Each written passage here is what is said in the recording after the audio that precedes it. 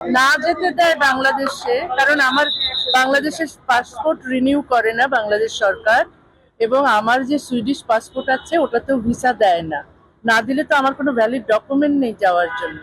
তাহলে কি আপাতত ভারতেই থাকবেন? আপাতত ভারতেই থাকবে। আর কলকাতা থেকে কিরম স্মৃতি নিয়ে ফিরলেন? খুবই ভালো স্মৃতি, মানুষের ভালোবাসা, বিশেষ করে সাধারণ মানুষের ভালোবাসা এত পেয়েছি যে আমার চোখে জল চলে এসেছে। আবার কবে আসতে চান? আবার শীঘ্রই আসবো, অক্টোবরে কথা আছে, অথবা জানুয়ারিতে। আর বইমেলায় তো আসবোই। পুজোয় আসবেন? পুজোয় বোধহয় আসা সম্ভব হবে না, অন্য দেশে থাকবো। তো যখনই কলকাতা ডাকবে আমি আসবো। আপনি কি বাংলাদেশে ফিরতে চান? অবশ্যই ফিরতে চাই। 32 বছর আমি নির্বাসনে আছি, আমাকে বাংলাদেশে ফিরতে দেওয়া হয় না। আমি ফিরতে চাই না, এই জন্য যে যাই না তা তো নয়।